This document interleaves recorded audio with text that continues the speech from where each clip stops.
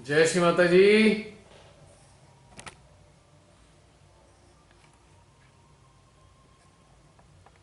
जय श्री माता जी।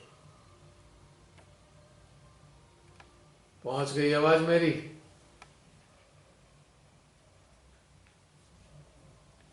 मुझे लग रहा था शायद आ मेरी रहा आवाज है। नहीं आ रही।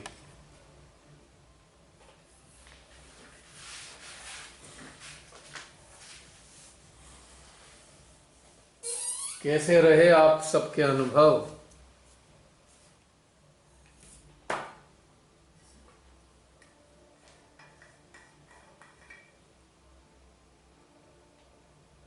जय श्री माता जी बहन जी। जय श्री माता जी भैया।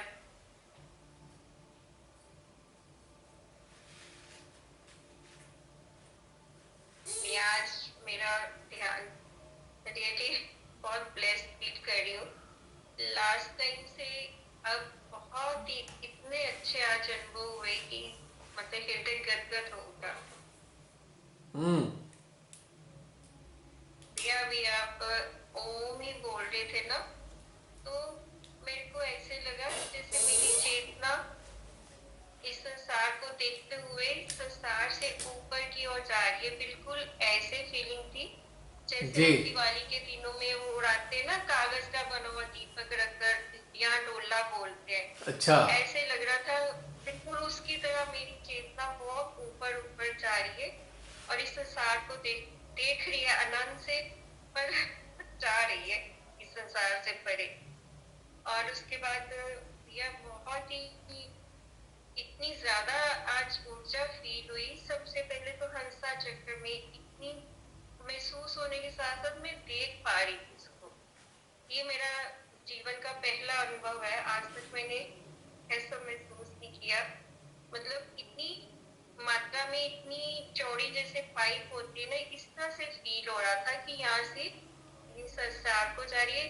पर उसके बाद वो बाद में विशुद्धि में वो चीज फील हुई, फिर हार्ट में हुई। एक पल के लिए मुझे लगा कि ये रिवर्स क्यों हुआ, फिर मैंने कहा नहीं, दिमाग को नहीं यूज करना, जो हो रहा है इसको होने दो। मैंने उसको ऐसे ही समझा और यात्रा चलती रही। और भैया जो था ना कि हम बहुत गहरा अपने डी जब उतरे थे, तो वो भी बहुत अच्छा एहसास था। उसमें इतनी स्थिति, मतलब इतना स्थिरता थी, इतना ज्यादा मौन था। और मतलब बहुत नीचे जा रही थी, ऐसे लग रहा था कि जैसे तलहटी तक जा रही हूँ, पर बीच में कहीं कहीं थोड़ा सा भय भी आता था कि यहाँ तो कुछ मतलब कुछ महसूस आसपास नहीं हो रहा कि कितना मतलब गहरा है, कहीं कुछ होना चाहे। तो इतना नीचे जा रहे हैं, बट फिर सब कुछ ठीक हो गया। उसके बाद मतलब एक पल के लिए ये डर सा भी आया। और आज बहुत इंटेग्रिटी थी भैया, ये मन चेतना सब कुछ इतना बैलेंस में था, पूरे कंट्रोल में था माँ के। बहन जी 1 मिनट होल्ड कीजिएगा, जरा चेंज कर लूं बैटरी। जी बोलिए, अब बोलिए। ये कह रही थी कि आज मन चेतना जागृति सब इंद्रियां ऐसे लगता है सब कुछ पूरे संतुलन में है। यही मैं पूछना चाहती हूँ भैया, पिछली बार भी मेरे मन में था कि मैं आपसे पूछूं कि कई बार हम पूरा सारा दिन तैयार होते हैं कि आज हमने ध्यान में मतलब आज सारा दिन डिस्टर्ब नहीं करना, पर कई बार वैसा रिजल्ट नहीं मिलता। कई बार हमारा जो विचार आ जाते हैं, जैसे लास्ट टाइम मेरे साथ हुआ था, मेरे को कुछ फेसेस सामने आई जा रहे थे। तो जबकि उस दिन मैं हवन अटेंड करके आई थी और मेरे मन में था आज तो ध्यान बहुत अच्छा सेशन जाएगा, पर पूरे सेशन में मुझे बहुत सारे चेहरे ही सामने नजर आते थे। और आज जबकि मैं इतना बिजी थी दिन, पर ये था कि नहीं, जो भी श्री माता जी देंगी बहुत अच्छा देंगी। और आज इतना अच्छे अनुभव हुए कि मतलब हृदय बहुत ही प्रसन्न है अंदर से। ऐसे लग रहा है कि ऐसी ही स्थिति मेरी होनी चाहिए। ऐसा क्यों हो रहा है? कहाँ जाते हैं, क्या होता है भैया? हम किसी चीज से चिपके भी नहीं होते, बट ये वेरिएशन क्यों आ जाती है कई बार? एक्चुअली हमारा जो अटैचमेंट होता है कई बार इतना सूक्ष्म होता है कि हमारी हमारी जागृति के पटल पे वो आ नहीं पाता, लेकिन वो सूक्ष्म में है, अवचेतन में है, वो घुसा हुआ हमारे अटैचमेंट। तो अटैचमेंट के कारण ही रिफ्लेक्ट होते हैं जो भी चेहरे होते हैं, आप जिसे भी कह सकते हैं, कहीं ना कहीं अटैचमेंट के कारण ही ये है। मान लीजिए नदी की धारा है, उसमें कुछ डाला ही नहीं गया तो दिखाई कहां से देगा? जब डला हुआ है तभी तो बाहर आता है, धारा के ऊपर आता है बहकर। तो इसीलिए हमारे अंदर जब भी हम कनेक्टेड होंगे, ध्यानस्थ होंगे, और हमारे जो सूक्ष्म स्तर पे अटैचमेंट है वो प्रकट होना शुरू हो जाएगा, जिसके परिणाम स्वरूप वो सारी बातें, सारे चेहरे हमारे सामने रिफ्लेक्ट होते रहेंगे, हमारे चेतना पटल पर आते रहेंगे और जाते रहेंगे। तो ये कोई समस्या नहीं है, ये घटनाक्रम है, एक प्रक्रिया है, क्लींस होने की, डिटैच होने की एक प्रोसेस है ये। पर कोई दिक्कत नहीं है इसमें, और सबके साथ ऐसा ही होता है, हम सबके साथ ऐसे ही होता है, कोई विशेष बात नहीं है, लेकिन अटैचमेंट का ही परिणाम है। आप ऊर्जा पूरी उस वक्त भी फील हो रही है, बिल्कुल। पर वो जो घटनाक्रम, जो आज मैंने घटनाक्रम फील किए, टच किए, वो चीजें बट मिसिंग हो रही थी मेरी। इसलिए मुझे आपसे ये पूछना था कि ये क्यों हो रहा था। अब वो मिसिंग इसलिए थी कि अटैचमेंट जहां होता है तो सारी चीजें मिस हो जाती हैं, हट जाती है, मतलब हम उनसे ग्रहण नहीं कर पाते। ये बिल्कुल ऐसे ही होता है कि जैसे हमने पानी तो चला रखा है, टैप ऑन है, लेकिन उस पानी को हम ग्रहण नहीं कर पा रहे, वो ऐसे ही व्यर्थ जा रहा है। में ध्यान में ऊर्जा प्रोड्यूस होती है, लेकिन इस प्रकार के विभिन्न प्रकार के अटैचमेंट के कारण वो ऊर्जा जाया हो जाती है, बेकार हो जाती है, वो हमारे यंत्र को लाभान्वित नहीं कर पाती। इसको इस तरीके से भी कह सकते हैं, इसको इस तरीके से भी कह सकते हैं कि जब ऊर्जा की धाराएं चालू होती हैं तो हमारे सबकॉन्शियस में उतरकर उस लिप्तताओं को भी सरफेस पर ले आती हैं और अपने साथ बहा कर ले जाती हैं, इसको ऐसे भी कह सकते हैं। लेकिन एक बात पक्की है, जब थॉट्स होते हैं तो हमारा यंत्र कुछ ग्रहण नहीं कर पाता, ये बात सत्य है। आज आपने बोल आज इसमें सारा कुछ आ गया था, स्टार्टिंग में आपने सब कुछ बता दिया। इसलिए अलर्ट रहना चाहिए कि हमारा हमारा अंदरूनी सिस्टम, अंतःकरण पूरी तरह शून्यता के उसमें डूबा हुआ होना चाहिए।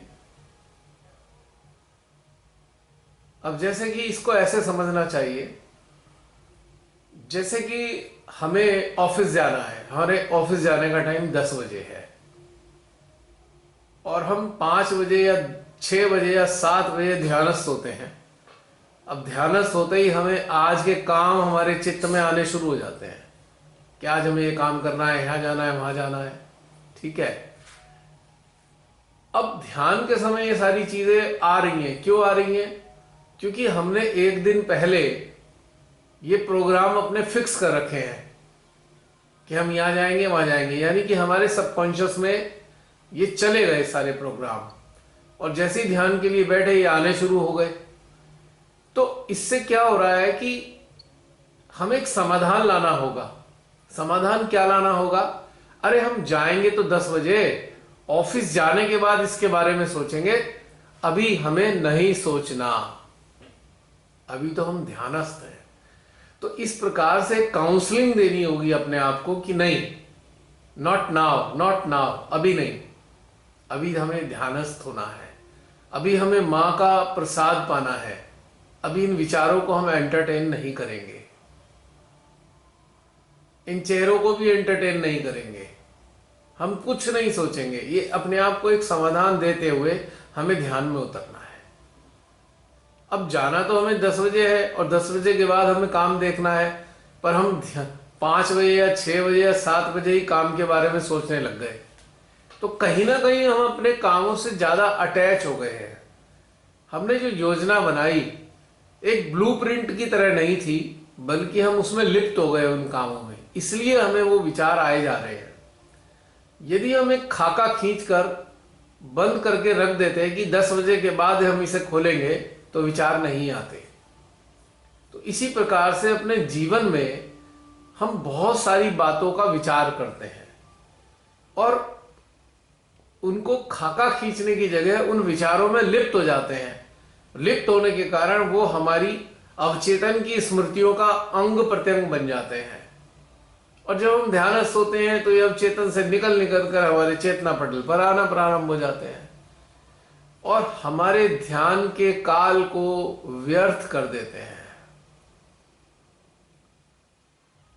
ठीक है, थोड़ी समय बाद चले जाते हैं, लेकिन जब तक आते हैं वो वाला काल तो बेकार हो गया ना हमारा, उसमें तो ऊर्जा आत्मसात नहीं कर पाए ना हम। तो हकीकत यही है, लेकिन एक चूंकि प्रक्रिया है तो इसमें इतना सीरियस होने वाला मैटर भी नहीं है। हम मानव हैं, हमारी टेंडेंसी है लिप्त होने की, हर चीज में लिप्त होने की हमारी टेंडेंसी है, और इसी टेंडेंसी के कारण हम बार बार लिप्त होते हैं, जिसके कारण विचार बनते हैं। लिप्तता ही विचारों को जन्म देती है, और विचारों के संपर्क में जब हमारी चेतना आ जाती है या हमारी चेतना विचारों से प्रभावित हो जाती है, तब उस प्रकार के हम कार्य करना प्रारंभ कर देते हैं। अब यहां से हमारा सिस्टम गड़बड़ाना शुरू होता है। अब देखिए, जैसे कि रूस के राष्ट्रपति के अंदर कुछ विचार आए, उसने आक्रमण कर दिया, वार छेड़ दी। और विचार कैसे थे?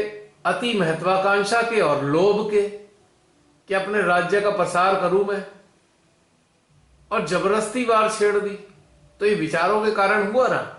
विचारों ने इस राष्ट्रपति की चेतना को इतना अपने कब्जे में ले लिया कि उससे प्रकृति, परमात्मा और मानवता विरोधी कार्य करा दिए।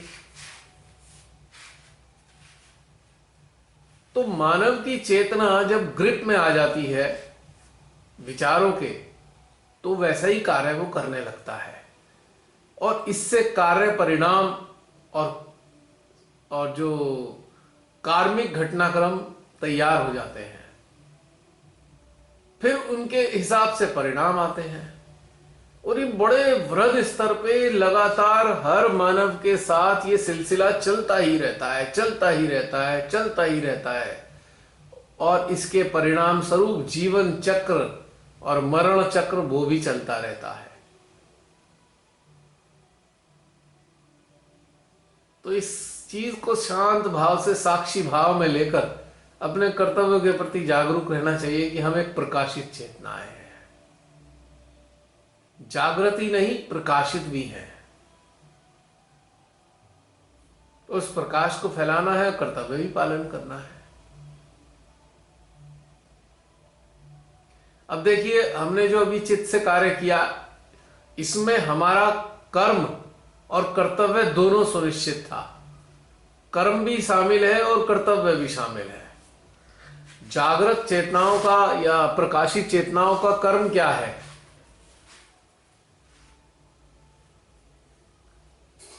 परमात्मा के साथ एकाकार होकर उस प्रकाश को अन्यों के हृदय में भी फैलाना।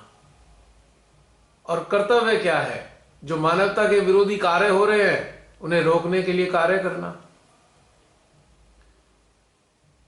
अब ये दोनों ही राष्ट्रपति हैं, इन दोनों की चेतनाओं के लिए हमने कर्तव्य भी किया, कर्म भी किया, प्रकाश भी फैलाया और नकारात्मक शक्तियों को नष्ट करने के लिए ऊर्जा का भी प्रसार किया।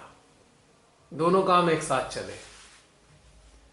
और हो सकता है ये जो रूस के राष्ट्रपति हैं, कहीं ना कहीं कोई प्रकाश इनके अंदर फैल जाए, इनके अंतःकरण में इन्हें सद्बुद्धि आ जाए और ये सब अनर्थ होने से बच जाए। तो हमने इनकी कुंडली को इंटरैक्ट किया, इनके हृदय को इंटरैक्ट किया, इनके सहस्त्रार को इंटरैक्ट किया और मां का प्रेम इन तक पहुंचाया। तो ये हमारा कर्म था, प्रकाशित होने के कारण, मतलब प्रकाशित हम हैं, इसके परिणाम स्वरूप हमने अपना कर्म किया, जो कर्तव्य भी है। लेकिन वास्तविक कर्तव्य क्या है? सत्य को स्थापित करना, नकारात्मक अस्तित्वों को नष्ट करने के लिए कार्य करना, यह कर्तव्य आता है हमारा। तो प्रकाशित चेतनाओं के लिए कर्म और कर्तव्य दोनों साथ साथ चलते हैं, और इन दोनों के ही पीछे हमारे अंदर कोई घृणा नहीं है। हम एक निरपेक्ष और एक तटस्थ भाव में कार्य कर रहे हैं। घृणा नहीं है, एक कर्तव्य प्रधानता है।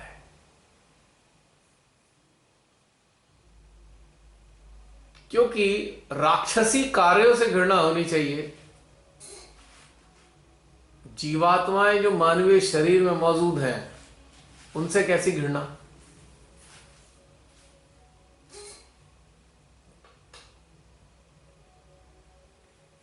यदि हमारा उद्देश्य अपन इस संसार में जब हम हैं शरीर रूप में, यदि हमारे अंतर मन में, अंतर चेतना में, अंतःकरण में निरंतर यही भाव बने रहेंगे कि हमारा जन्म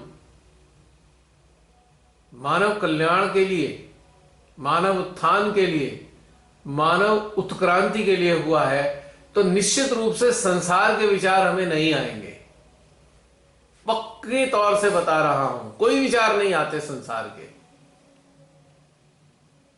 केवल इतना भर विचार आते हैं कि हमें दैनिक जीवन में क्या करना है, बस कि खाना बनाना है, कि ऑफिस जाना है, बस।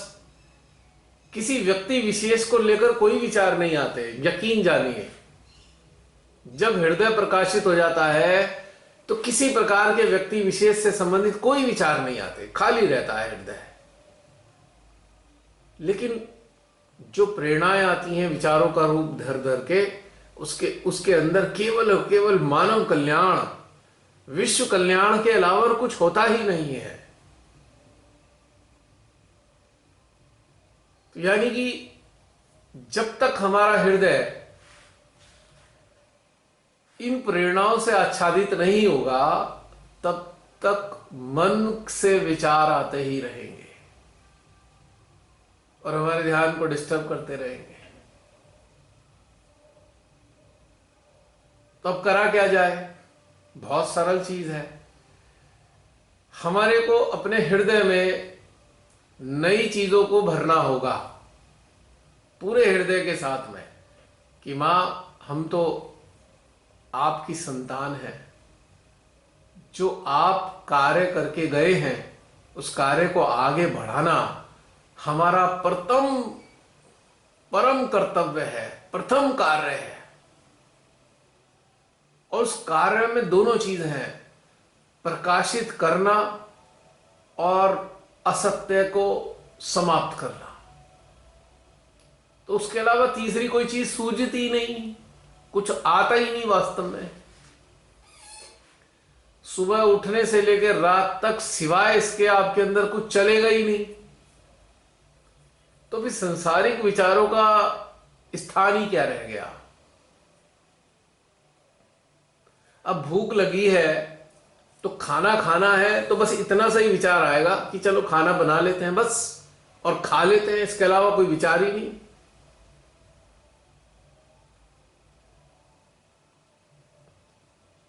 तो ये है, वास्तव में नहीं रहता। जैसे जैसे आपकी प्राथमिकता ये बन जाएगी, वैसे वैसे संसार के विचार मिट जाएंगे। होते ही नहीं कोई विचार, है ही नहीं कोई विचार, ना भय का विचार, ना लालच का विचार, न सफरिंग का विचार, कुछ नहीं रहता, समाधान ही है, ठीक है जो हो रहा है ठीक है, जो हो रहा है, खत्म। कौन क्या कैसे किंतु परंतु कुछ रहता ही नहीं, सब खत्म हो जाता है। मैं तो महसूस करता हूं ये, आप सब भी महसूस करते होंगे काफी हद तक।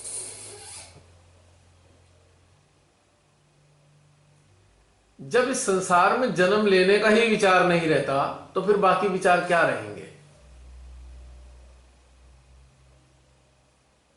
सबसे बड़ा विचार तो यही है, संसार में आना है दोबारा, ये रह गया वो रह गया, इसे पूरा करना है उसे पूरा करना है। जब यही नहीं है तो बाकी किससे क्या लेना देना? और कौन से नाते, कौन से रिश्ते, किसका विचार, कहां इन सब चीजों की जगह बची है? अब रह ही कहां गया अब इन सब के लिए सोचने के लिए कुछ?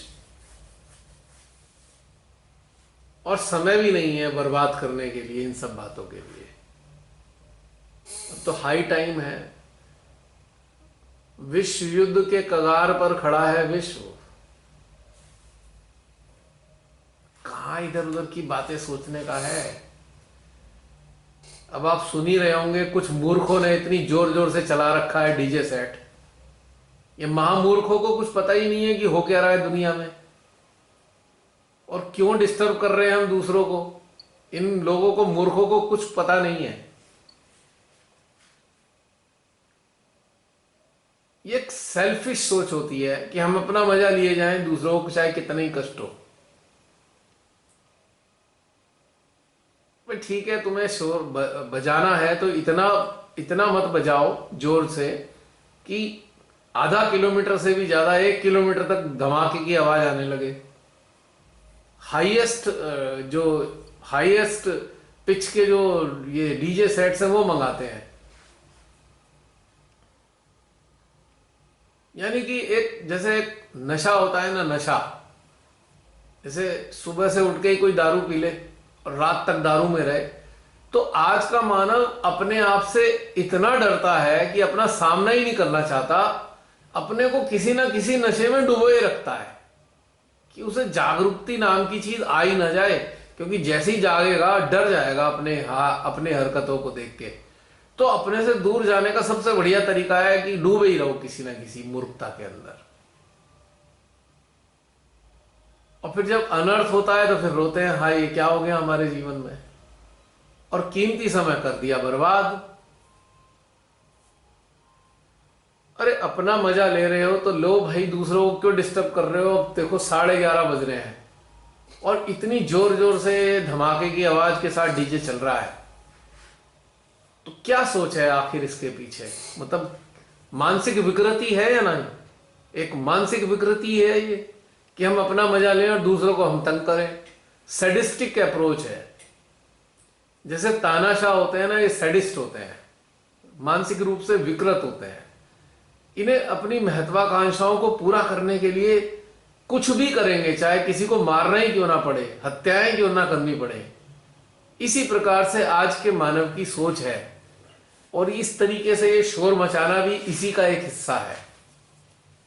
ये भी एक तानाशाही सोच से प्रभावित मानसिक विकृति है कि इतना रात में शोर मचाओ कि सब लोग परेशान हो जाएं और हम अपने मजे करें। तो ये भी एक पागलपने के अलावा मुझे कुछ और समझ में नहीं आता। ये ठीक है, नादान बच्चे होते हैं उनको समझ नहीं आता, पर यहां तो देखता हूं मैं बहुत बड़े बड़े लोग भी ऐसे ही हैं। अरे इतना ही शौक है तो किसी बैंक्वेट हॉल में जाकर शोर शराबा कर लें, जो साउंड प्रूफ होता है सिस्टम, में बाहर इतनी आवाज नहीं जाती।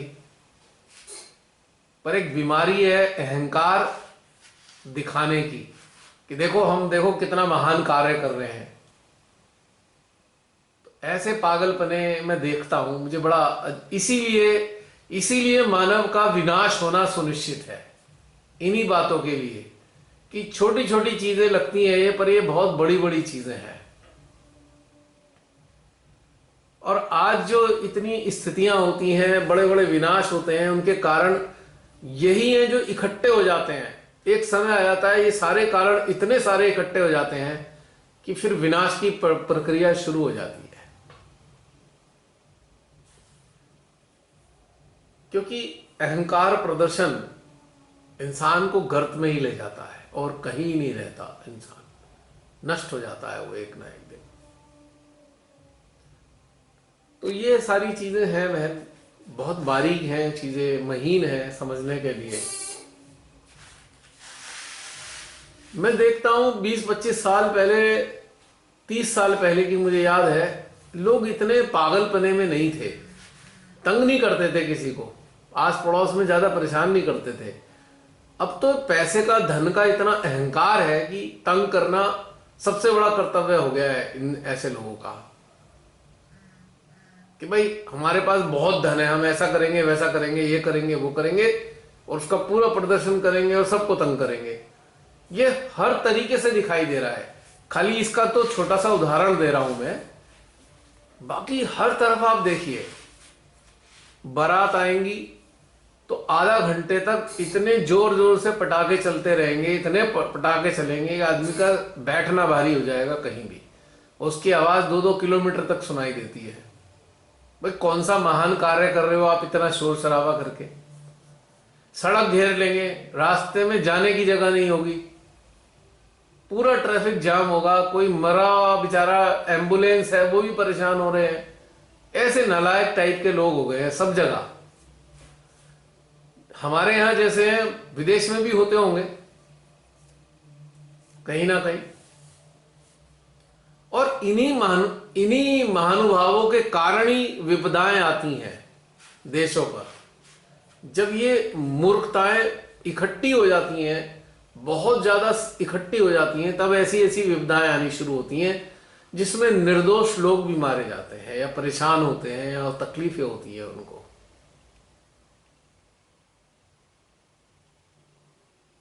तो ये अतिक्रमण है मानवीय चेतनाओं का, दूसरी चेतनाओं पे अतिक्रमण वाला स्वभाव अंततः काल कवलित ही करता है।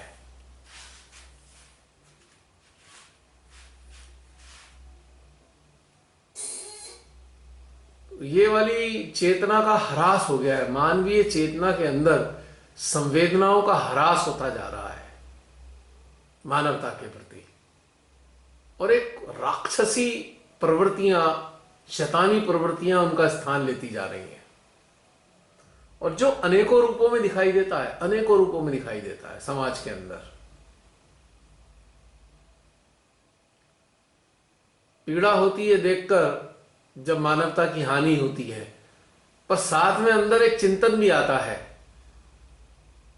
कि भाई ये सब हो क्यों रहा है, ये सब ऐसे ही लोगों के कारण हो रहा है जो संवेदना विहीन है। और फिर ऐसे लोग कहते हैं हमारा दोष क्या है। भाई अहंकार में डूबकर जब आप मानवता को नुकसान पहुंचा रहे थे या अन्य लोगों को पीड़ा पहुंचा रहे थे, तब आपको होश नहीं था।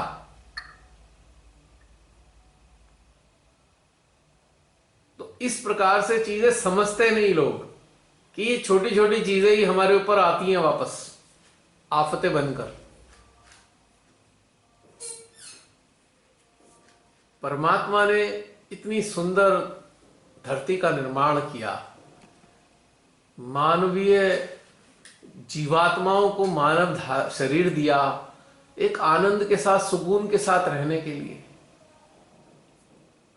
लेकिन धीरे धीरे अपने अहंकार के प्रभाव में आकर मानव इस सृष्टि को कितना बदसूरत बनाए चला जा रहा है, बनाए चला जा रहा है। अब जरा देखिए, ये जितने राष्ट्र हैं पैसे से, साधनों से संपन्न, 5,500-6,6 हजार न्यूक्लियर बॉम्ब इकट्ठे कर रखे हैं अपने यहां। 20,000 के करीब वॉरहेड्स हैं, न्यूक्लियर वॉरहेड्स। अब जरा कल्पना कीजिए 2-4 भी फूटने लगे तो क्या हालत होगी।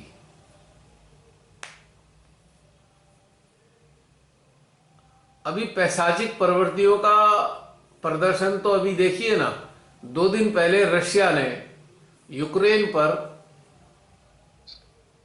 FOAB यानी कि फादर ऑफ ऑल बॉम्ब का विस्फोट किया, जो 300 मीटर की रेडियस के अंदर मानव शरीर को मोमबत्ती के मोम की तरह पिघला देता है। अब आप सोचिए,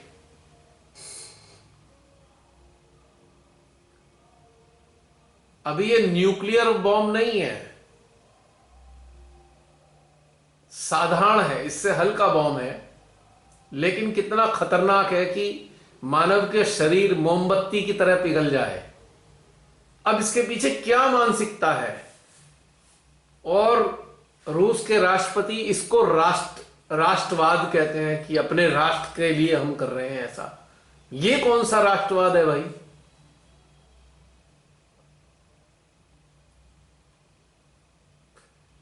और हमारे देश का प्रधानमंत्री भी राष्ट्रवाद के नाम पर कितने अत्याचार करता है, यह भी राष्ट्रवाद है। यानी कि एक आदमी की सनक, एक आदमी की मानसिक विकृति, जो सर्वोच्च पद पे बैठा है वो राष्ट्रवादी हो गया। बाकी लोगों से पूछा कि किसी देश पर ऐसा करने के लिए उस देश की जनता तैयार भी है कि नहीं? क्या रूस की जनता ऐसा करने के लिए तैयार है कि किसी देश को नष्ट कर दो राष्ट्रवाद के नाम पे? क्या हमारे प्रधानमंत्री को यह अधिकार है कि राष्ट्रवाद के नाम पे दंगे कराए, घिनौनी बातें करे, एक दूसरे को लड़ाए, एक दूसरे की जातियों को अपमानित कराए राष्ट्रवाद के नाम पे? एक सन की आदमी, क्या हमारे देश के लोग ऐसा चाहते हैं? राष्ट्र सर्वोच्च पद पे बैठे लोग क्या कभी पूछते हैं अपने देश के लोगों से कि हम ऐसा कर दें क्या? और फिर इसे पूरे राष्ट्र का नाम दे देते हैं। किसी राष्ट्र की जनता क्या युद्ध में शामिल है?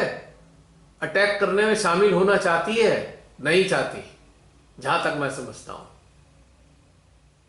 लेकिन ये लोग एक अकेले आदमी की सनक पूरे राष्ट्र के लिए कलंकित कर देती है, पूरे राष्ट्र के लोगों को। तो ये क्या प्रदर्शन है? ये मानवीय अहंकार का, लोभ का प्रदर्शन है, मानवीय चेतनाओं पे अतिक्रमण है, जबरदस्ती। तो ऐसा ही घटनाक्रम हमारे विश्व में चल रहा है। तो सोचिए कि जब ऐसा स्थिति है और ज्यादातर मानव इस चीज से ग्रसित हैं, तो क्यों नहीं आपदाएं आएंगी, क्यों नहीं युद्ध होंगे? और कहीं ऐसे सनकी राष्ट्राध्यक्षों के अनुसरण करने वाले लोगों का हुजूम भी तो है, जो ऐसे सनकी लोगों का साथ देते हैं।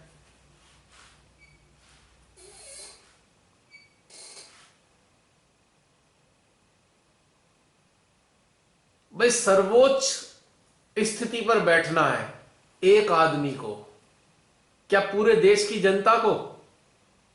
नहीं, एक आदमी को सर्वोच्च स्थिति को बैठना है, एक आदमी को राजा की तरह रहना है, एक आदमी को डोमिनेट करना है पूरे विश्व को। ऐसी सनक, सैडिस्टिक अप्रोच के अलावा और क्या हो सकती है? मानसिक विकृति के अलावा और क्या हो सकती है? हिटलर ने 15-20 लाख लोगों को गैस चैम्बर में मार दिया था, गैस से युद्ध में मार दिया कितने ही लाखों लोगों को। किस लिए? एक सनक थी उसके अंदर। क्या वो देशभक्ति थी उसकी? क्या उस देश के लोग ऐसा चाहते थे? इतने बड़े स्तर पर हत्याएं की जाएं? तो ये सारे घटनाक्रम और ऐसे लोगों को फॉलो करने वाले, या आक्रामकता, जिनके अंदर इतनी आक्रामकता है, साधारण सिविलियन भी, सिटीजन भी जिनके अंदर आक्रामकता है, ये आक्रामकता ऐसे विनाशों को जन्म देती है, ऐसी आक्रामकता जब एकत्रित हो जाती है, इकट्ठी हो जाती है वातावरण में, तो प्रकृति उसका परिणाम देती है। और इसी प्रकार की दुर्घटनाएं, आपदाएं, प्राकृतिक आपदाएं या युद्ध के रूप में घटनाएं घटित होती हैं। ये 2-4-6 दिन की कहानी नहीं है, ये यकायक नहीं होता है। इसको ऐसे समझ सकते हैं कि जैसे किसी एक स्थान पर वायु का दबाव ज्यादा बढ़ने लगे तो बहुत ही भयंकर साइक्लोन आता है। वो दबाव 1-2 दिन में नहीं बढ़ता, अचानक से नहीं बढ़ता, धीरे धीरे धीरे धीरे बढ़ता है। ज्वालामुखी जब फटते हैं वो यकायक नहीं फटते, सालों तक जमीन के नीचे कुछ हलचलें, कुछ घटनाएं घटित हो रही होती हैं, अचानक वो फटता है। लेकिन वो अचानक नहीं होता, उसके पीछे बहुत लंबा एक घटनाक्रम होता है। ज्वालामुखी फटने के पीछे भूकंप जब आता है वो भी यकायक नहीं आता। जब ये जो प्लेटें होती हैं धरती के नीचे लंबे समय तक वे खिसकती चली जाती हैं तो इनका असंतुलन बिगड़ जाता है, संतुलन बिगड़ जाता है, फिर भूकंप आता है।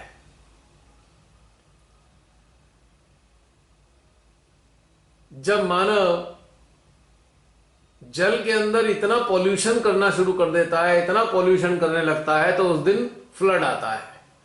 ये सारा यकायक नहीं होता है। इसी प्रकार से युद्ध भी यकायक नहीं होते।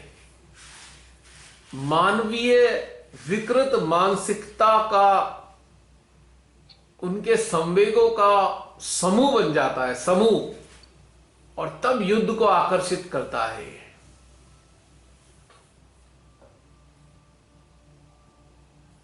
अब श्री माता जी का अवतरण किस लिए हुआ आप समझ ही सकते हैं कि मानव की चेतना यदि जागृति के मार्ग पर जाएगी तो निरर्थक विचार उत्पन्न नहीं होंगे, नकारात्मक विचार उत्पन्न नहीं होंगे, और इस प्रकार की आपदाओं से और इस प्रकार के युद्ध से मानवता बची रहेगी।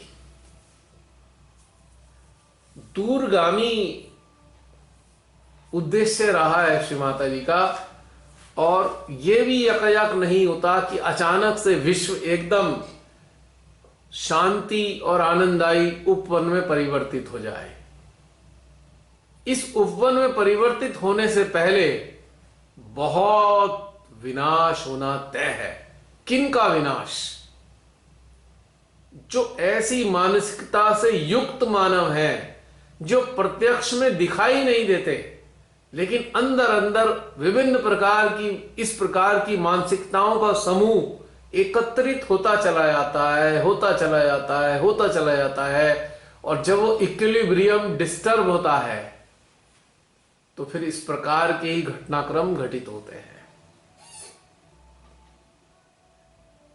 दूर से देखने में ऐसा लगता है कि अरे ये तो बहुत गलत हो रहा है, और होता भी है गलत, क्योंकि कहते हैं ना, नालायक लोगों के साथ में शरीफ लोग भी फंसते हैं, इनोसेंट भी मारे जाते हैं, काल कबलित, असमय काल कबलित हो जाते हैं, नो डाउट। अब जरा सोचिए कि रूस के राष्ट्रपति अकेला आदमी है, उसने अपने साथ मंत्रिमंडल तैयार कर लिया अपने जैसे लोगों का, और इस मंत्रिमंडल ने सेना तैयार कर ली, और सेना में जो जाने वाले कौन हैं? जो इस उसकी सनक को गलत नहीं ठहरा रहे। सोचिए जरा मैं क्या कहना चाह रहा हूं। इतने सारे सैनिक अधिकारी एक आदमी की सनक को गलत नहीं ठहरा रहे, यानी कि बिल्कुल जागृति नहीं है, वो एक कठपुतली है क्या? तो अगर वो लोग जागृत हों तो वो इस आदेश का पालन ही नहीं करेंगे। जैसे हमारे देश का तानाशाह धीरे धीरे हमारे देश को नष्ट किए जा रहा है लगातार, 7.5 साल में इसे बिल्कुल रसातल में मिला दिया देश को हमारे। लेकिन ये कैसे कर पाया है कि काला आदमी, उसके साथ पूरा का पूरा समूह है।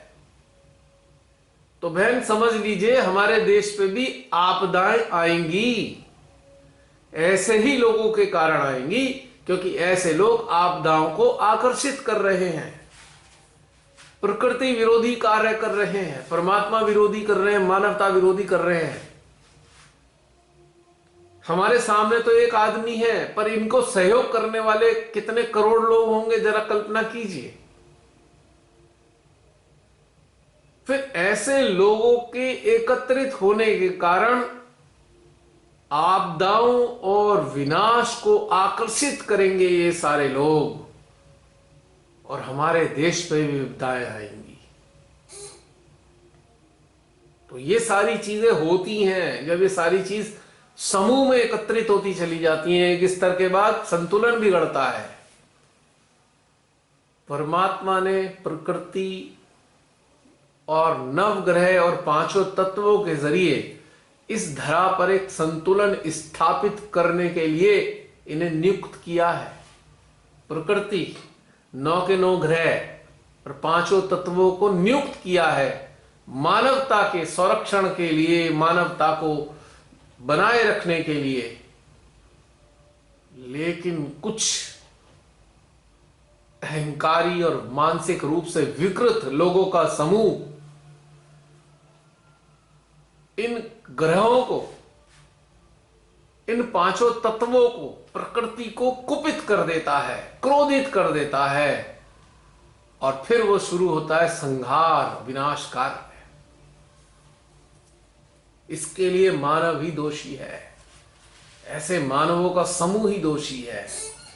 और जब ऐसे मानवों पे अंधा अनुकरण करने वाले मानवों पर जब विपदाएं टूटती हैं तो हाय हाय चिल्लाते हैं, मर गए, ये हो गया, वो हो गया। उनके साथ यकीनन निर्दोष लोग भी मारे जाते हैं जो अच्छे होते हैं, पर ज्यादातर लोग वही नष्ट होते हैं। मैं फिर दोहराऊंगा, ज्यादातर लोग वही नष्ट होंगे जिनके अंदर कहीं ना कहीं आक्रामकता और अहंकार और डोमिनेंस कहीं ना कहीं मौजूद है। क्योंकि प्रकृति को संतुलन करना आता है, नवग्रह सारी व्यवस्थाएं कर देते हैं, 5 तत्व सहयोग करते हैं। तो इसलिए हमें भी तैयार रहना चाहिए अपने देश में। अभी पिछले दिनों कुछ विनाश होके ही चुका है, 45 लाख लोग काल कवलित हुए हैं पिछले, अभी मई में, अप्रैल मई में दोबारा घटनाक्रम बन रहे हैं।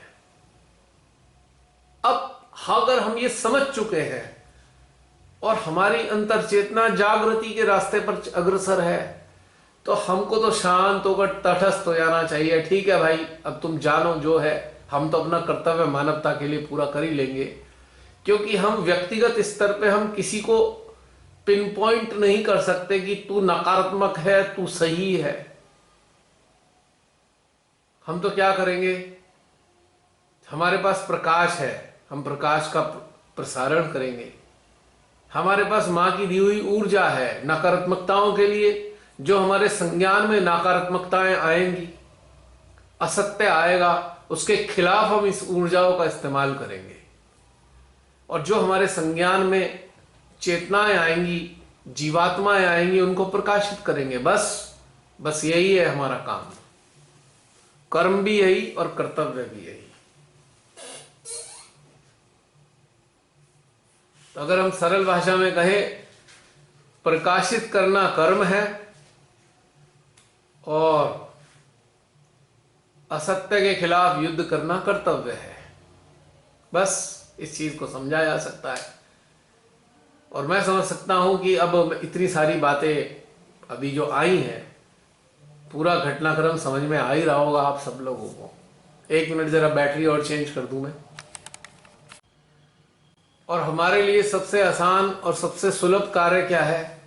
श्री महादेव को अपने भीतर में महसूस करें और साक्षी भाव में संसार को देखें और अपने कर्म और कर्तव्यों का दोनों का पालन करते चलें। बस यही हमारे जीवन का एक उद्देश्य है जब तक हमारी सांसें चलें। अब इसके अलावा हमारे पास क्या विचार आ सकते हैं भला, बताइए। हमारे पास दो ही प्रकार के विचार होने चाहिए, प्रकाशित कैसे किया जाए और नकारात्मक शक्तियों का विनाश कैसे किया जाए। बस इसके अलावा कोई विचार है ही नहीं। जो प्रकाशित होने के मार्ग पर चल रहे हैं, जागृति के मार्ग पर चल रहे हैं, उनके पास इनके अलावा कोई विचार होना ही नहीं चाहिए। यदि इनके अलावा कोई विचार हैं तो कोई बात नहीं, इनको समाधान के जरिए, सेल्फ काउंसलिंग के जरिए इस ध्यानस्थ अवस्था में धीरे धीरे हटाते जाना चाहिए। जैसे हम झाड़ू जो है कूड़े को एक साइड में सकेर देती है, ठीक इसी प्रकार से हमारी जागृति को झाड़ू बनकर ऐसे विचारों को सकेर देना चाहिए और काउंसलिंग करनी चाहिए कि हम तो परमात्मा की संतानें हैं, हमारा कर्तव्य और कार्य यही है, हमें इन सब चीजों से क्या लेना देना। धीरे धीरे आप पाएंगे कि विचार खत्म हो गए, है ही नहीं विचार। बस दो ही प्रकार के विचार हैं, प्रकाशित कैसे किया जाए, जागृत कैसे किया जाए, और इन नकारात्मकताओं को नष्ट करने के लिए क्या किया जाए। बस सुबह आंख खुलने से लेकर रात तक सिवाय इसके कोई विचार ही नहीं आएगा आपको। और इस प्रकार के विचार चाहते हैं परमपिता परमेश्वर कि हमारे अंदर आए, क्योंकि ये विचार निर्विचारिता, अविचारिता की श्रेणी में शामिल है।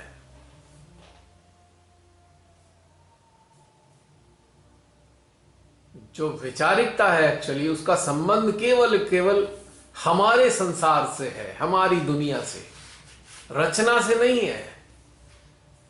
रचना के प्रति जो विचार आते हैं वो निर्विचारिता और अविचारिता की श्रेणी में ही होते हैं, लेकिन हमारी दुनिया से संबंधित जो विचार है केवल वही विचारिता है और कुछ भी विचारिता नहीं है। तो बहन आपको समझ में आ गई होगी बात।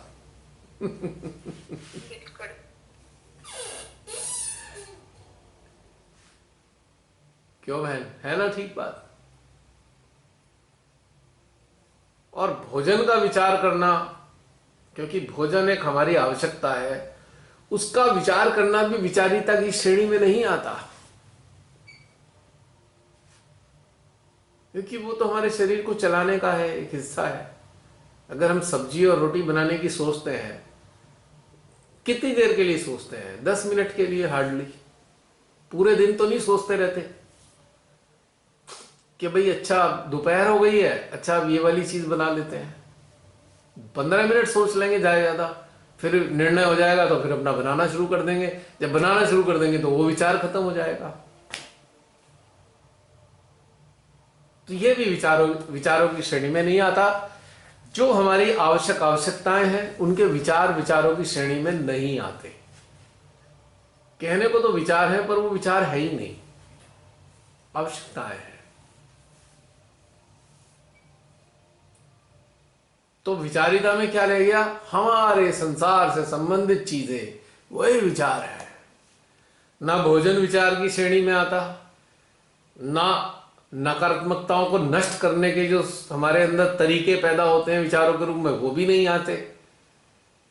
और प्रकाश कैसे फैलाएं, इससे संबंधित विचार भी विचार नहीं होते।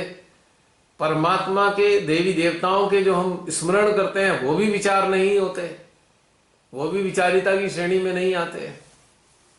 तो सोचिए, विचारिता इतनी छोटी सी है और निर्विचारिता, अविचारिता कितना विशाल पूरा एक भंडार है। लेकिन अफसोस की बात क्या है कि मानव की चेतना इतनी निम्न हो चुकी कि वो केवल इतनी से संसार की बातें ही पूरे दिन सोचता है।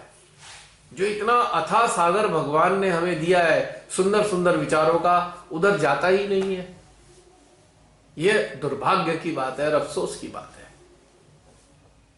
और इतनी से संसार के कारण ही वो अत्याचारी हो जाता है, वो आताताई हो जाता है, वो अहंकारी हो जाता है।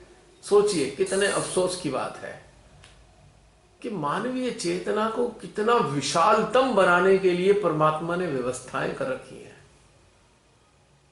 लेकिन मूर्खता की हद तक अंधकार से घिरा मानव एक छोटी सी चीज के लिए ही सोचता रहता है और उसमें ही मर जाता है, फिर अगली बार जन्म लेता है, फिर उसी में मर जाता है।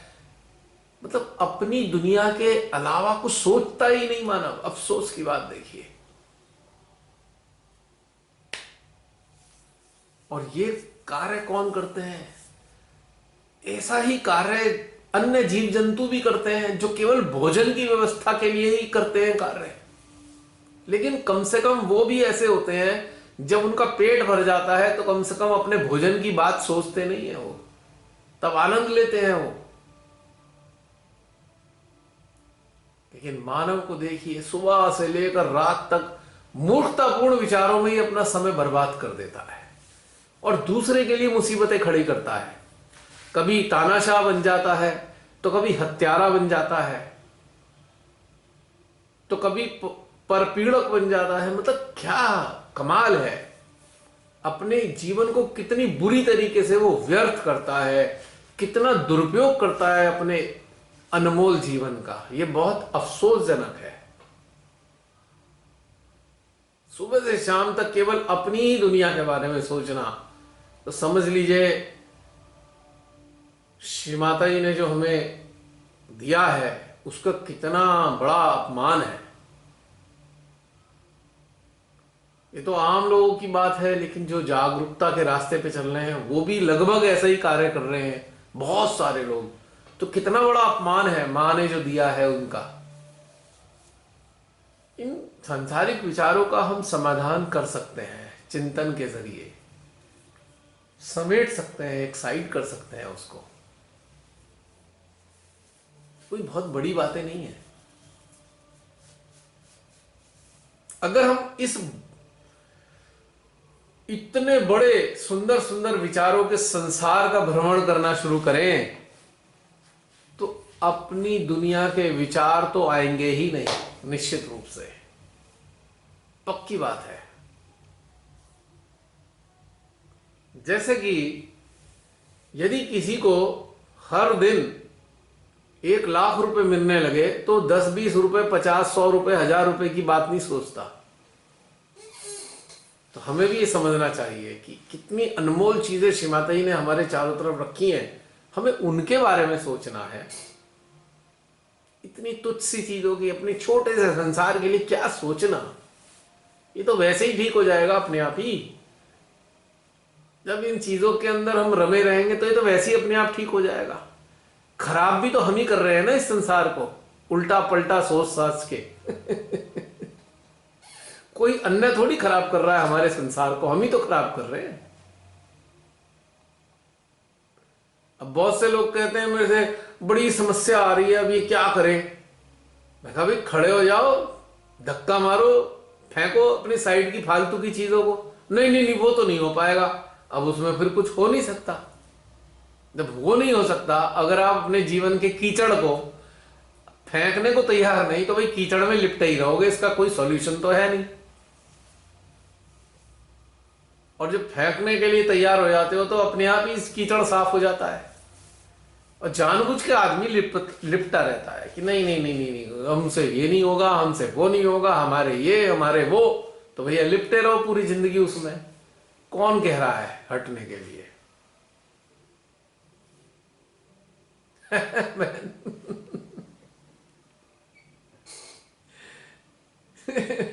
भाई अगर मैं लिपटा हूं अपने संसार में, तो ये मेरी तो मूर्खता है, किसी और का कोई उसमें कोई रोल थोड़ी है। मैं एक स्वतंत्र चेतना हूं, मेरे अंदर जीवात्मा है। मेरी जीवात्मा इस शरीर में रहने आई है। अब मेरी चेतना का निर्भर करता है कि मैं संसार को कितना महत्व दूं और परमात्मा को कितना महत्व दूं। ये तो मेरे पे ही निर्भर करता है ना।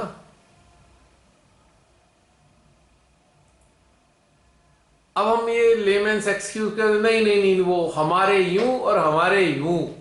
कोई कहेगा हमारे यूं होता है, तो वो दूसरा कहेगा हमारे यूं होता है। अब एक दूसरे के यूं वाली चीजों को ही देखते रहो और अंधकार में भटकते रहो तो क्या फायदा, उससे क्या लाभ है? अपने आप को ही तो भ्रमित रख रहे हैं हम।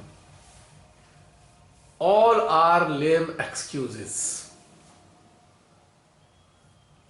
ये तो वही बात हो गई, एक सैनिक को फ्रंट पे भेजा जा रहा है फ्रंट पे, और वो कह रहे नहीं नहीं नहीं मेरी तबीयत ठीक नहीं है, नहीं नहीं नहीं मेरे बच्चे की तबीयत ठीक नहीं है। भैया तू तो सैनिक है, तो ये तो जाना ही होगा, भर्ती क्यों हुआ था?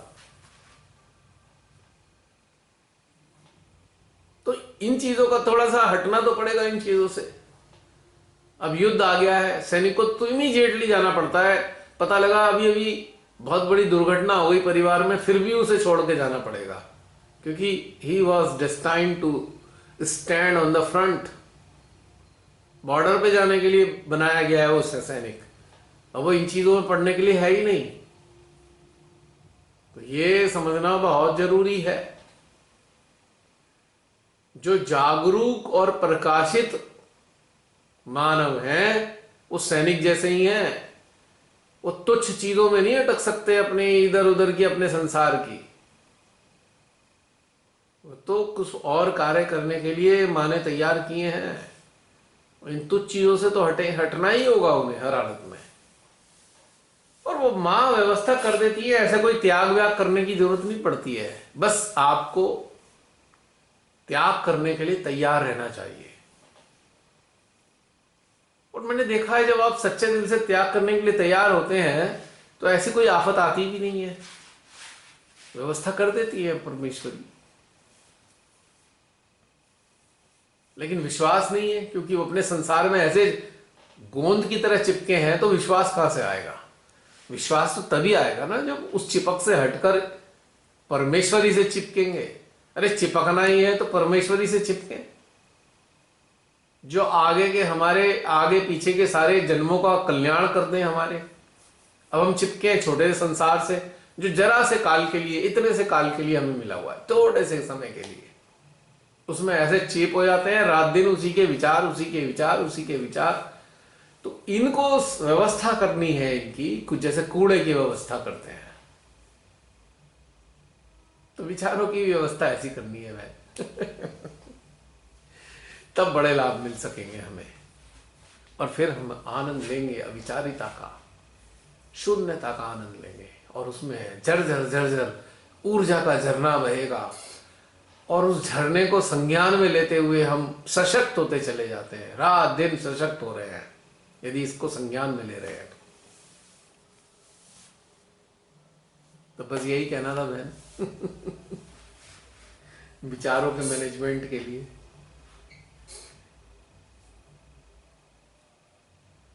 मैं क्षमा चाहूंगा, बहुत आप में से बहुत से लोगों को मेरी बातें कुछ हार्श लग सकती हैं,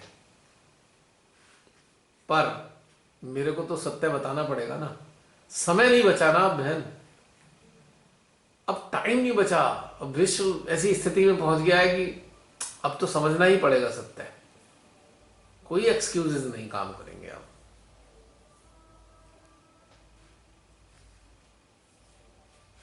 तो इसलिए मुझे क्षमा भी करें।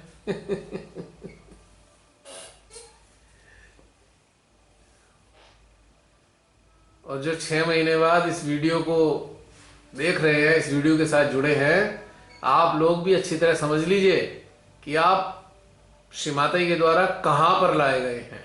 समझ लीजिए, श्री माताजी के चरणों में आने का मतलब अच्छी तरह समझ लीजिए, अपने अंतर चेतना में उतार लीजिए। और यदि सामर्थ्य ना हो, हिम्मत ना हो, तो बस शांत बैठ जाइए कि भाई हमसे नहीं होगा मां, और इस झंझट में पड़िए मत। ध्यान के चक्करों को छोड़ दीजिए फिर, क्योंकि ध्यान अपने संसार का कल्याण करने के लिए नहीं है। ध्यान दिया है श्री माता जी ने रचना के कल्याण के लिए, अपने संसार का भला करने के लिए नहीं दिया। और एक सूक्ष्म बात यह है कि जब हमारी रचना का कल्याण होगा तो कहीं ना कहीं हमारा भी कल्याण हो ही जाएगा, बाई प्रोडक्ट है। अगर अपने संसार को ज्यादा महत्व देते हैं तो बेहतर है कि इस ध्यान से हट जाएं और अपने संसार का आनंद लें। और सत्य ये भी है कि जब आप रचना के कल्याण की तरफ चलते हैं तो आपका संसार अपने आप ही सुंदर हो जाता है, ये भी सत्य है। अब आपके ऊपर निर्भर करता है कि आप प्राथमिकता किसको देना चाहते हैं। क्लियर कट कह दिया है, क्योंकि आप उलझे रहेंगे खामखा, और अब आप ध्यान से उम्मीदें लगाए रहेंगे ये ध्यान आपके संसार को सुंदर कर दे, इसलिए ध्यान करेंगे, इसलिए ध्यान में बैठेंगे, इसलिए मंत्र लेंगे कि आपका संसार का कल्याण हो जाए। अफसोस की बात बताने जा रहा हूं कि नहीं होगा अगर इसी उद्देश्य से ध्यान करेंगे। यदि आप इस रचना के कल्याण के लिए ध्यान में उतरना चाहते हैं तो निश्चित रूप से आपका कल्याण होगा, और इस कल्याण को कोई रोक भी नहीं सकता। कोई शैतानी शक्ति आपके कल्याण को रोक नहीं सकती। अंततः आपका कल्याण ही होगा, यह बात भी पक्की है।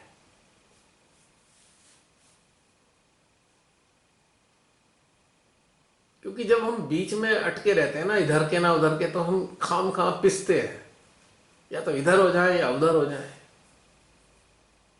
अब दोनों ही कंडीशन में फायदा नहीं होने वाला। कम से कम एक तरफ होके एक साइड तो होके शांति से तो बैठेंगे ना आप। इधर ध्यान से उम्मीद लगाए रखेंगे, हाय मेरी नौकरी लगवा दे ध्यान, हाय मेरे परिवार का कल्याण कर दे ध्यान, हाय मेरे को स्वस्थ रख के ध्यान। ये बेकार की उम्मीद बेकार में बनाए रखेंगे खाम खा, और अपनी चेतना को पीड़ित रखेंगे। सबसे सुंदर है तरीका, इस रचना के कल्याण के लिए ध्यानस्थ होइए। आपका भी कल्याण होगा, आपके संसार का भी कल्याण होगा निश्चित रूप से। वरना त्रिशंकु बन के लटके रहेंगे, ना इधर के रहे ना उधर के रहे, ना माया मिली ना राम मिले, ये वाली स्थिति रहेगी।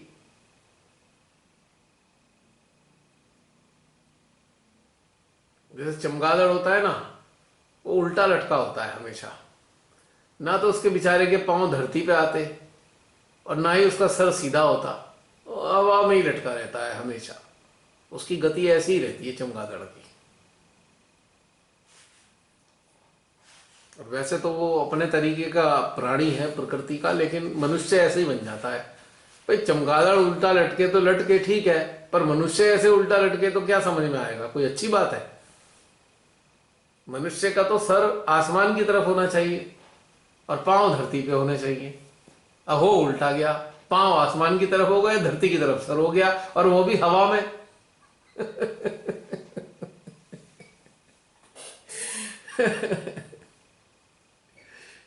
देखिए बस मेरा तो इतना ही कहना है, महाविनाश इन्हीं अज्ञानताओं के परिणाम है।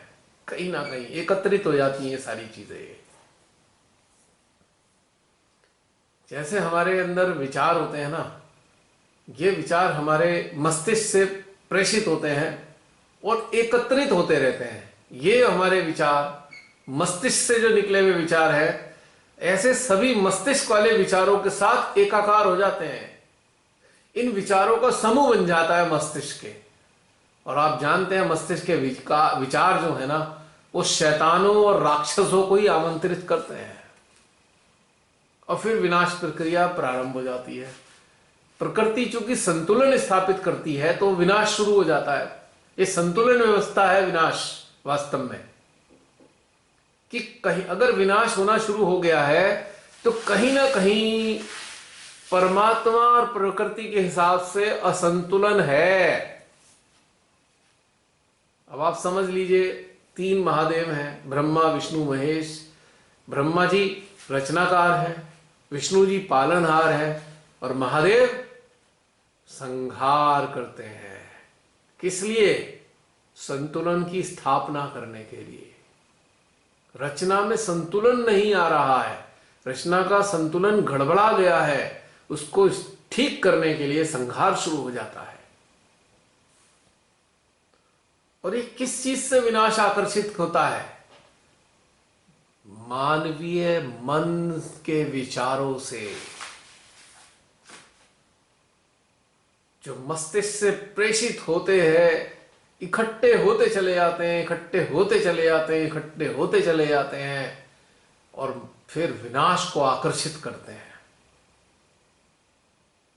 और ऐसी ही चीज हृदय के विचारों के साथ भी है। जब हृदय के अच्छे अच्छे सुंदर विचार प्रेषित होना शुरू होते हैं इस हमारे रचना में, तो ये भी इकट्ठे होते हैं। जब ये इकट्ठे होते हैं तो इनमें से एक तीक्ष्ण, इसमें से एक पुकार उठती है, तब परमात्मा का अवतरण होता है। और परमात्मा का अवतरण उन विनाश के कारकों को नष्ट करता है। ये प्रक्रिया चलती रहती है। जब से मानव का जन्म हुआ है तब से आज तक ये प्रक्रिया लगातार चल रही है, और अवतरणों का भी कार्य लगातार चल रहा है। तो अगर हम ये बात अच्छे से समझ ही गए हैं तो हमें प्रयास करना चाहिए कि हमारे विचार मन से और मस्तिष्क से रिलीज ना हो, हृदय से आए, हृदय से जाए, तो एक सुंदर संसार का सृजन होगा। और वो सुंदर संसार कौन सा होगा? जिसकी कल्पना, जिसका स्वप्न श्री माता जी ने देखा है। और फिर ये सब खराब चीजें नहीं होंगी, यकीनन नहीं होंगी। और वो सतयुग आएगा जिसके बारे में हमने श्री माता जी से सुना है। और सतयुग तभी आता है जब हृदयों की अनुभूतियां, प्रेरणाएं, विचार बन बन के वातावरण में एक दूसरे के साथ इकट्ठी हो जाती हैं, एक दूसरे के हृदयों के साथ में इकट्ठी होने लगती हैं, तो फिर सतयुग का प्रारंभ शुरू होता है। प्रारंभ होता है अवतरण के आने का। फिर अवतरण के आने के बाद संतुलन की स्थापना होती है, और उसके बाद में जाकर सतयुग का प्रारंभ होता है। अब ये कहानी तो लंबी लगती है, पर ये स्वतः ही घटित होती रहती है चीजें। तो जागरूकता किस चीज के लिए है हमारे अंदर? कि हमारे हृदय से सुंदर सुंदर भावों का सृजन हो, और वो भाव हमारे हृदय के माध्यम से इस वातावरण के अंदर प्रेषित होते रहे, जाते रहे, प्रवाहित होते रहे। जिस प्रकार से पुष्पों से सुगंधी प्रेषित होती है, इसी प्रकार से हमारे हृदय से सुंदर सुंदर भावनाएं प्रेषित होती रहे, और उन्हीं भावनाओं के एकत्रीकरण से इस रचना के सुंदर होने की प्रक्रिया घटित होनी शुरू हो जाएगी। राक्षसत्व और शैतानत्व जो है निष्क्रिय हो जाएगा, क्योंकि हृदय के आगे राक्षसों और शैतानों की चलती ही नहीं है।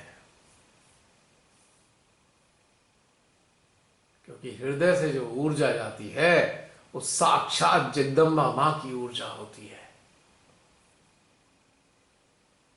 जो इन सारी नकारात्मकताओं को स्वाहा कर देती है, परिवर्तित कर देती है, रूपांतरण कर देती है। जगदम्बा मां की ऊर्जा में एक बहुत सुंदर चीज समाहित है। जानते हैं क्या है? जगदम्बा मां की ऊर्जा सबसे पहला कार्य करने का प्रयास करती है परिवर्तन का। परिवर्तन के बाद करती है रूपांतरण का, और रूपांतरण के बाद करती है सौंदर्यकरण का। और जब ये तीनों चीजें नहीं हो पाती तो वो कार्य करती है संहार का। चौथे नंबर पे जाके संहार होता है।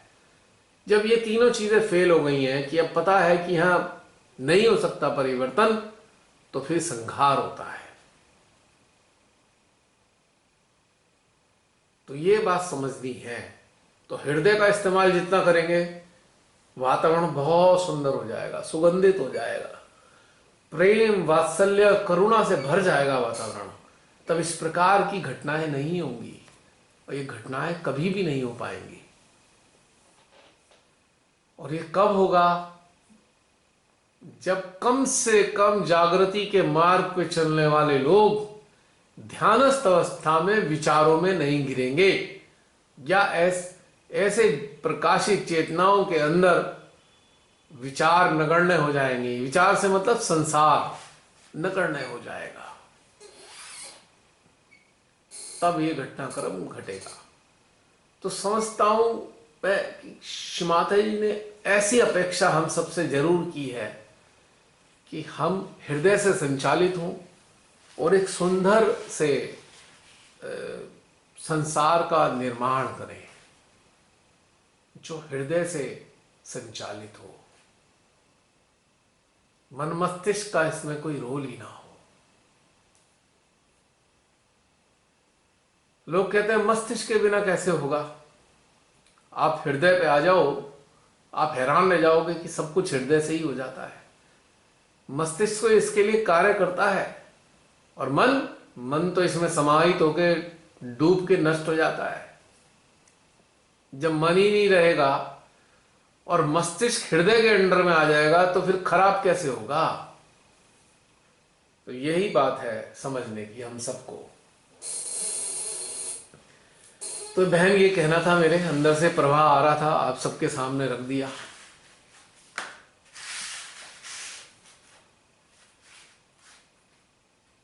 आप जानते हैं मेरे पास मस्तिष्क निष्क्रिय है, हृदय के अंदर है और मन तो चलता ही नहीं।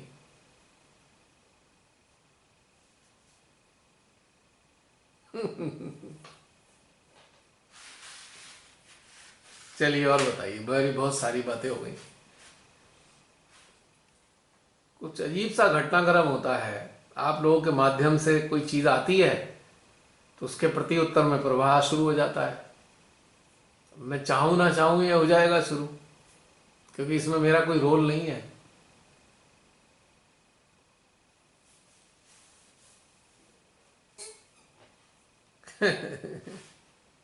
अब मैं शांत हो जाता हूं।